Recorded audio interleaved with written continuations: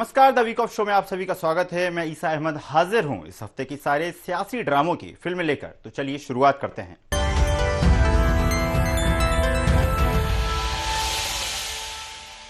मध्य प्रदेश में विधानसभा चुनाव का बिगुल बजने के साथ ही सियासी घमासान भी शुरू हो गया है। चुनावी जीत के लिए वोटरों को रिझाने दांव पेच लगाए जा रहे हैं। इसके साथ ही खुद को जनता का मसीहा साबित करने के लिए एक दूसरे पर आरोप प्रत्यारोप के सियासी तीर भी तरकश से छोड़े जा रहे हैं। राहुल गांधी ने एक बार फिर मध्य प्रदेश में शहडोल के बिहारी से चुनावी हुंकार भरी और भारतीय जनता पार्टी सहित केंद्र की मोदी सरकार पर जमकर निशाना साधा। मध्य प्रदेश में विधानसभा चुनाव का बिगुल बजने के साथ ही सियासी घमासान भी शुरू हो गया है। चुनावी जीत के लिए वोटरों को रिझाने दाव पेच लगाए जा रहे हैं। इसके साथ ही खुद को जनता का मसीहा साबित करने के लिए एक दूसरे पर आरोप प्रत्यारोप के सियासी तीर भी तरकश में छोड़े जा रहे हैं। सूबे की सत्ता हथियाने के लिए ललायत कांग्रेस को मिशन 30 फतह करवाने राहुल गांधी ने कमान संभाल रखी है। राहुल गांधी ने एक बार फिर मध्य प्रदेश में शहडोल के ब्योहारी से चुनावी हुंकार भरी और बीजेपी सहित केंद्र की मोदी सरकार पर जमकर निशाना साधा। कांग्रेस की इस आम सभा में राहुल गांधी जातीय जनगणना को भी नहीं भूले। उन्होंने बीजेपी पर सियासी वारों के बीच एक बार फिर जातिगत जनगणना करवाने का दाव खेला। आदिवासियों को इस देश में आज क्या हक मिलना चाहिए, कितना हक मिलना चाहिए, ओबीसी वर्ग को कितनी हिस्सेदारी मिलनी चाहिए, एससी वर्ग को कितनी हिस्सेदारी मिलनी चाहिए, ये सवाल है देश के सामने। इसीलिए हमने कास्ट सेंसस की बात की है और हम करवा के दिखाएंगे। मध्य प्रदेश में हमारी सरकार आएगी, पहला काम हमारी सरकार कास्ट सेंसस कर देगी। आदिवासी वर्ग को चोट लग रही है, ओबीसी वर्ग को चोट लग रही है, दलित वर्ग को चोट लग रही है। चलो पता लगा लेते हैं, एक्सरे कर लेते हैं, दूध का दूध पानी का पानी हो जाएगा, साफ हो जाएगा पूरा। हम मध्य प्रदेश की जनता से मोहब्बत करते हैं, हम झूठ नहीं बोलेंगे। माताएं और बहनें, पहली बात आपके लिए 1500 रुपए हर महीने आपके बैंक अकाउंट में। मोदी जी ने 1000 रुपए का सिलेंडर बनाया है। सरकार आते ही 500 रुपए का आपका सिलेंडर आपके घर में मिल जाएगा। 100 यूनिट बिजली मुफ्त में, और हमारे आदिवासी भाइयों के लिए, बहनों के लिए तेंदुपत्ता 4000 रुपए का। राहुल गांधी के एमपी फोकस पर नजर दौड़ाए तो पिछले 10 दिन में राहुल का ये दूसरा मध्य प्रदेश दौरा है। इससे पहले भी राहुल गांधी ने शाजापुर के काला पीपल में जनसभा कर बीजेपी को निशाने पर लिया था। लेकिन खास बात यह है कि मध्य प्रदेश में चुनावी तारीखों के ऐलान के बाद सियासी अखाड़ा तैयार हो चुका है। बीजेपी ने सियासी अखाड़े में अपने पहलवान भी उतार दिए हैं। कांग्रेस अभी भी मौखिक लड़ाई ही लड़ रही है। बीजेपी प्रत्याशियों की चौथी सूची जारी कर चुकी है, जबकि कांग्रेस में अभी पहली सूची का इंतजार है। कांग्रेस अभी भी रणनीतियां बनाने में ही मशगूल है। खैर, आसार लगाए जा रहे हैं कि कांग्रेस की सूची भी जल्द आएगी। पर बात करें बीजेपी की तो कांग्रेस वार करे और बीजेपी पलटवार न करे, ऐसा नहीं हो सकता। बीजेपी ने भी राहुल गांधी के सियासी वारों पर जमकर पलटवार करते हुए कहा कि कांग्रेस में अंग्रेजों के जीन्स है, फूट डालना कांग्रेस का मूल चरित्र है। कांग्रेस के खून में आज भी अंग्रेजों के जीन्स हैं, फूट डालो राज करो। अरे कम से कम आप जनजाति क्षेत्र में गए थे, आदिवासी संस्कृति परंपरा, आदिवासियों के क्रांतिकारियों का भी किसी का नाम ले लेते। कैसे समाज में विभेद पैदा किया जा सकता है, कैसे समाज के अंदर इन चीजों को तोड़ा जा सकता है, इस पर लगातार कांग्रेस काम करने का प्रयास कर रही है कि केवल फूट डाल करके राज करो की नीति जो अंग्रेजों के हमेशा से इस भारत के अंदर करते रहे थे, वही खून में जीन्स आज भी कांग्रेस के अंग्रेजों के हैं। राहुल गांधी जी चिंता मत करिए, आगामी आने वाले चुनाव में इसका कड़ा जवाब आदिवासी भाई और बहन और मध्य प्रदेश की जनता जनार्दन कांग्रेस के अंग्रेजों के जीन्स को समाप्त करने का काम करेगी। चुनाव तारीखों के ऐलान के साथ ही मध्य प्रदेश में घमासान शुरू हो गया है। बीजेपी और कांग्रेस के दिग्गज मोर्चा संभाल चुके हैं। 2023 की जंग कई मायनों में अलग है। यही कारण है कि स्थानीय मुद्दों के साथ देशव्यापी मुद्दे एमपी इलेक्शन में नजर आ रहे हैं। देखना होगा कि मध्य प्रदेश की जनता को किसका विजन भाता है। Bureau report, IND 24। Madhya Pradesh में विधानसभा चुनाव की तारीखों के ऐलान के साथ ही चुनावी घमासान भी शुरू हो गया है। वार पलटवार का दौर चल पड़ा है। जनता से जुड़े मुद्दों के साथ ही व्यक्तिगत हमले भी तेज हो गए हैं। ताजा मामला सोशल मीडिया प्लेटफॉर्म एक्स पर @with नाम के अकाउंट से सीएम शिवराज सिंह चौहान को निशाना बनाया गया। इसमें मुख्यमंत्री शिवराज सिंह चौहान की फोटो के साथ सबसे ऊपर लिखा गया मामा का श्राद्ध। फोटो के नीचे लिखा गया कि श्राद्ध में भाजपा ने दिया है शिवराज मामा को टिकट। इस ट्वीट के बाद सियासी बवाल शुरू हो गया। देखिए रिपोर्ट। मध्य प्रदेश में विधानसभा चुनाव तारीखों के ऐलान के साथ ही चुनावी घमासान शुरू हो गया है। वार पलटवार का दौर चल पड़ा है। जनता से जुड़े मुद्दों के साथ व्यक्तिगत हमले भी तेज हो चले हैं। ताजा मामला सोशल मीडिया प्लेटफॉर्म एक्स पर @withcongress नाम के अकाउंट से सीएम शिवराज सिंह चौहान को निशाना बनाया गया है। इसमें मुख्यमंत्री शिवराज सिंह चौहान की फोटो के साथ सबसे ऊपर लिखा गया मामा का श्राद्ध। फोटो के नीचे लिखा श्राद्ध में भाजपा ने दिया शिवराज मामा को टिकट। इस ट्वीट के बाद सियासी बवाल शुरू हो गया। बीजेपी प्रवक्ता नरेंद्र सलूजा ने सबसे पहले हमला बोला। इसके बाद सीएम शिवराज सिंह चौहान के बेटे कार्तिकेय सिंह ने पलटवार करते हुए मार्मिक अंदाज में लिखा, समझ नहीं आ रहा कि आप पर दया करूं या गुस्सा। गुस्से में तो हूं, आखिर मेरे जीवित पिता के श्राद्ध की बात आप कर रहे हैं। मुझे तरस भी आप लोगों पर आता है कि कितना नीचे कांग्रेसी आज गिर चुके हैं। क्या आपको लगता है कि इसके लिए ईश्वर आपको माफ करेगा? चुनाव तो 4 दिन के हैं। ऐसी घटिया हरकत के बाद क्या आप लोग अपने बच्चों से आंख मिला पाएंगे? सीएम शिवराज सिंह चौहान ने स्वयं ट्वीट कर इसका जवाब दिया है। सीएम ने लिखा, सनातन धर्म को सदैव अपशब्द कहने वाली कांग्रेस से भला उम्मीद भी क्या की जा सकती है। सत्ता की भूखी कांग्रेस को अगर श्राद्ध करना ही है तो अपनी कुंठित सोच और कुसंस्कारों का करें। इसके बाद पूरी भाजपा कांग्रेस पर हमलावर हो गई। ज्योतिरादित्य सिंधिया से लेकर गृह मंत्री डॉक्टर नरोत्तम मिश्रा ने कांग्रेस को आड़े हाथों लिया। कांग्रेस को यह मालूम नहीं है कि शिवराज सिंह जी चौहान 8 करोड़ लोगों के मन में बसते हैं, दिल में बसते हैं। वो बहनों के भाई हैं, बेटियों के मामा हैं, और इसलिए कांग्रेस की मानसिकता का जवाब भी दे दिया उनने खुद ने। जिन्हें सनातन की समझ नहीं है वो बात कर रहे हैं पितृपक्ष की। हम तो अपने पुरखों का सम्मान करते हैं और हम जानते हैं कि पुरखे धरती पे आते हैं, ये वो पक्ष है। हमारे धर्म में ही दिया जाता है पानी पुरखों को, और दूसरे धर्मों में दिया ही नहीं जाता है। देखिए, ये कांग्रेस के संस्कार है। इससे दुर्भाग्यपूर्ण कुछ नहीं हो सकता। अपनी राजनीतिक प्रतिद्वंद्विता में आप किस स्तर तक जाओगे कमलनाथ जी? आप जीते जी व्यक्ति का श्राद्ध मनाने की बात कर रहे हो। इससे ज्यादा शर्मनाक कुछ नहीं होगा। ये हिंदू संस्कृति नहीं है। ये दिन पितरों को याद करने वाले और उनको उनके प्रति श्रद्धांजलि देने वाले हैं। पर ये इटली की संस्कृति में बढ़ने वाले कमलनाथ क्या जाने पितरों का क्या महत्व होता है। ये दुर्भाग्यपूर्ण भी है और शर्मनाक भी। इस घमासान के बीच कांग्रेस बचाव की मुद्रा में दिखी। पीसीसी चीफ कमलनाथ के मीडिया एडवाइजर पीयूष बबेले ने कार्तिकेय सिंह चौहान के ट्वीट पर सदा हुआ जवाब देते हुए लिखा, कार्तिकेय जी, आपके पिताजी को ईश्वर दीर्घायु दे। यह ट्वीट कांग्रेस ने नहीं किया। इसके साथ ही बबेले ने बीजेपी को ही कटघरे में खड़ा कर दिया। प्रिय कार्तिकेय चौहान जी, आप जो ये इल्जाम लगा रहे हैं कि कांग्रेस पार्टी ने माननीय मुख्यमंत्री जी के श्राद्ध का कोई पोस्ट किया है, ये सरासर गलत है। मैं ईश्वर से कामना करता हूं कि माननीय मुख्यमंत्री जी, आपके पिताजी की खूब लंबी उम्र हो। हमारा राजनीतिक विरोध है, सिद्धांतिक विरोध है।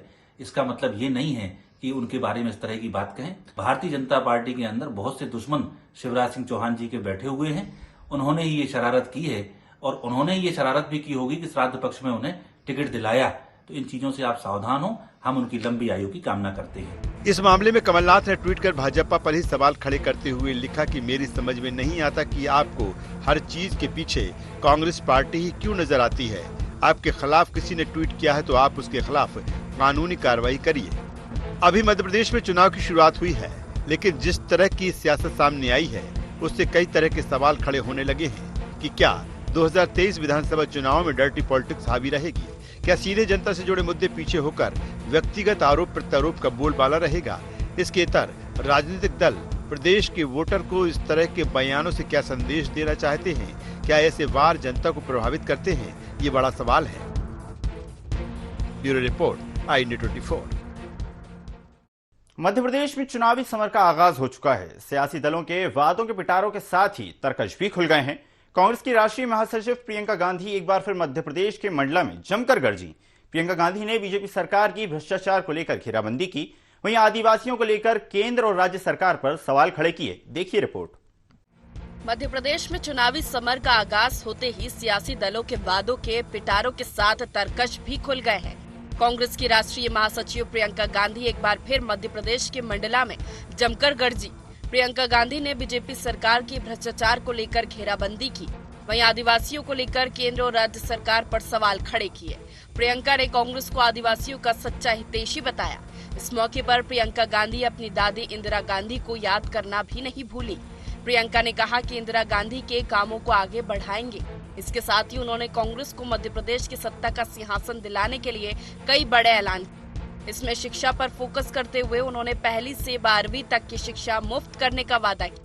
इसके अलावा प्रियंका ने 12वीं कक्षा तक विद्यार्थियों को हर महीने 500 से 1500 रुपए देने का ऐलान किया। साथ ही प्रियंका गांधी ने भी जातीय जनगणना कराने का दाव खेला। वहीं पीसीसी चीफ कमलनाथ ने भी बीजेपी और सरकार को कटघरे में खड़ा करते हुए अपना विजन जनता के सामने रखा। 18 सालों से भाजपा की सरकार है, रोजगार के मौके नहीं बने, सिर्फ लूट में व्यस्त रहे हैं ये लोग। चुनाव आने का समय आया, 18 साल से जो आपने काम नहीं किया वो चुनाव के 18 दिन पहले आप शुरू कर लेते हैं। ये घोषणा करेंगे महिलाओं के लिए, आदिवासी जनों के लिए घोषणा करेंगे कि अगर सरकार आएगी कि तेंदुपत्ता के लिए प्रति बोरा 4000 रुपए यहाँ पे भी आपको दिलवाया जाएगा। और जैसे छत्तीसगढ़ में पेशा कानून लागू किया है उस तरह से यहाँ पे भी पेशा कानून लागू होगा। जैसे किसान को कर्ज माफ करने का काम हमने शुरू किया था उसको हम फिर से शुरू करेंगे। इसमें बच्चों की जो शिक्षा है, पहली कक्षा से लेकर 12वीं तक स्कूल की शिक्षा निशुल्क होगी। कक्षा 1 से कक्षा 8 तक 500 रुपए हर महीने मिलेंगे। 9 से 10 तक हर बच्चे को हर महीने 1000 रुपए मिलेंगे और 11 से 12 कक्षा में हर बच्चे को 1500 रुपए हर महीने मिलेंगे। कि हम बार बार कहते हैं कि जाति जनगणना होनी चाहिए। इससे पता चलेगा कि ओबीसी के कितने लोग हैं, दलित के कितने लोग हैं, अनुसूचित जनजाति के कितने लोग हैं इस देश में। लेकिन ये सरकार इतना भी नहीं करना चाहती। आज क्या हालात है हमारे प्रदेश के, हमारे मंडला के, हमारे नौजवानों के भविष्य का क्या हाल है भ्रष्टाचार का। पैसे दो काम लो, ये तस्वीर आप सबके सामने है। मैं आपको आज वचन देना चाहता हूं कि पेशा कानून जो इन्होंने 18 साल बाद लागू किया, इसके जो नियम है आप बनाएंगे नियम, ताकि आपको आपका अधिकार मिले। जगह जगह विश्व आदिवासी दिवस का हम उत्सव मनाएंगे। हम बैकलॉग भर्ती, इतनी सारी भर्ती बैकलॉग में है, हम बैकलॉग भर्ती पूरी करेंगे। बर्तन बैंक बनाएंगे कि आपके जो त्योहार हैं, आपके जो फेस्टिवल्स हैं, आपका सम्मान से हो सके। जितने भी वन अपराध के केस हैं इनको हम वापस लेंगे। सुबह में आकर प्रियंका गांधी गरजे और बीजेपी चुप रह जाए, ऐसा नहीं हो सकता। बीजेपी ने भी प्रियंका के वार पर जमकर पलटवार करते हुए कई सवाल उठाए। सूबे के मुखिया सीएम शिवराज ने पहला सवाल आदिवासी महिलाओं के लिए चलाई गई योजना को लेकर दागा। सीएम शिवराज ने पूछा कि आदिवासियों में अति पिछड़ी जातियों के लिए बीजेपी सरकार की 1000 रुपए महीने देने की योजना को कमलनाथ ने क्यों बंद किया। उन्होंने कहा कि कांग्रेस झूठ की गारंटी देने का काम कर रही है। सीएम शिवराज के साथ चिकित्सा शिक्षा मंत्री विश्वास सारंग भी मैदान में उतरे। मंत्री सारंग ने भी कई सवाल उठाते हुए कहा कि प्रियंका गांधी इलेक्शन टूरिज्म करने के लिए आती हैं और चुनाव के वक्त इस तरह की अनर्गल बातें करती हैं। कांग्रेस का आदिवासी के कल्याण से कोई लेना देना नहीं है। मेरी बेगा, भारिया, सहरिया आदिवासियों में अत्यंत पिछड़ी जातियां, इनकी बहनों को मैंने भारतीय जनता पार्टी की सरकार में 2017 में 1000 रुपया हर महीने देना शुरू किया था। कमलनाथ जी क्यों बंद कर दिया आपने? क्या बिगाड़ा था इन बहनों ने? मुंह में राम बगल में छुरी, सामने आदिवासी प्रेम और पीछे दी गई सुविधाएं समाप्त करने का अपराध आपने किया। कर्जा माफी का झूठ पिछली बार बोला गया था 10 दिन में माफ, बेरोजगारी भत्ता देंगे का झूठ, समर्थन मूल्य पर बोनस देंगे का झूठ, कितने झूठ आखिर। प्रियंका दीदी मध्य प्रदेश आती हैं इलेक्शन टूरिज्म करने के लिए, आदिवासियों के संरक्षण की बात कर रही हैं, तो वो ये भी बता दें कि जिन कमलनाथ जी के साथ वो मंच साझा कर रही हैं, वो कमलनाथ जी से पूछे ना कि भारतीय जनता पार्टी की सरकार ने आदिवासियों को जो 1000 रुपए महीना देने की योजना बनाई थी उसको कमलनाथ जी ने क्यों रोका। केवल और केवल चुनाव के वक्त इस तरह की अनर्गल बातें करती है। उनको न आदिवासी वर्ग के कल्याण से लेना देना है, न समाज के किसी और वर्ग के कल्याण से लेना देना है। एमपी के रण में दिग्गजों ने कमान संभाल रखी है। पहले बीजेपी ने अपने सभी दिग्गजों को मैदान में उतारा, अब कांग्रेस भी प्रियंका और राहुल गांधी को लेकर मैदान में उतर चुकी है। 2023 मध्य प्रदेश चुनाव में प्रदेश नेतृत्व के साथ ही केंद्रीय नेतृत्व कमान संभाल चुका है। यही कारण है स्थानीय मुद्दों के साथ ही राष्ट्रीय स्तर के मुद्दे भी रण में सुनाई और दिखाई दे रहे हैं। देखना होगा वोटर को किसके दावे और वादे पसंद आते हैं। Bureau report, IND24। Madhya Pradesh के विधानसभा चुनाव में एक नए मुद्दे की एंट्री हो गई है और वो है इस्लामिक संगठन PFI यानी कि पॉपुलर फ्रंट ऑफ इंडिया। इस पर बहस तब शुरू हुई जब सरकार ने हाल ही में PFI से जुड़े होने की आशंका पर कई संदिग्धों को हिरासत में लिया और इसके बाद पूर्व मुख्यमंत्री दिग्विजय सिंह इनके समर्थन में आ गए। दिग्विजय ने कहा कि PFI से जुड़े 97% केस फर्जी होते हैं। मध्य प्रदेश के विधानसभा चुनाव में एक नए मुद्दे की एंट्री हो गई है और वो है इस्लामिक संगठन PFI यानी कि पॉपुलर फ्रंट ऑफ इंडिया। इस पर बहस तब शुरू हुई जब सरकार ने हाल ही में PFI से जुड़े होने की आशंका पर कई संदिग्धों को हिरासत में लिया और इसके बाद पूर्व मुख्यमंत्री दिग्विजय सिंह इनके समर्थन में आ गए। दिग्विजय ने कहा कि PFI से जुड़े 97% केस फर्जी होते हैं। यदि PFI के ऊपर कोई इस प्रकार का आरोप है तो आप 10 छापेमारी, हमें आपत्ति नहीं है, लेकिन देखने में आ रहा है कि जितने भी इन्होंने छापामारी की है 97% पे वो झूठे पाए गए। दिग्विजय का बयान सामने आते ही भाजपा उबल पड़ी। बीजेपी ने दिग्विजय सिंह को घेरा कि सीधे प्रियंका और राहुल गांधी से भी सवाल होने लगे। सीएम शिवराज सिंह चौहान ने सवाल किया कि क्या ये PFI को लेकर कांग्रेस का भी स्टैंड है, तो गृह मंत्री डॉक्टर नरोत्तम मिश्रा ने कहा कि सनातन विरोध और देशद्रोहियों का समर्थन दिग्विजय और कांग्रेस की फितरत है। उन्होंने कहा कि PFI से जुड़े केसों को फर्जी बताकर दिग्विजय सिंह जांच एजेंसियों का मनोबल गिरा रहे हैं। पूर्व मुख्यमंत्री दिग्विजय सिंह PFI पर कार्रवाई का विरोध कर रहे हैं। PFI टेरर फंडिंग करती है, आतंकवादी गतिविधियों में लिप्त है, बैन लगा हुआ है, देश की दुश्मन है और उस पर कार्रवाई अगर होती है तो दिग्विजय सिंह विरोध करते हैं। क्या यही कांग्रेस का स्टैंड है? आतंकवादियों को महिमा मंडित करना,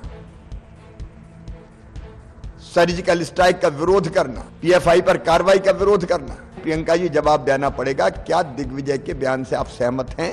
क्या PFI पर कार्रवाई का कांग्रेस विरोध कर रही है? PFI और हमास तो बहाना है, कांग्रेस का काम आतंकियों को बचाना है। कि जब दिग्विजय सिंह के अपनों पर चोट होती है तो दर्द से तिलमिला जाते हैं वो कि 97% केस झूठे हैं।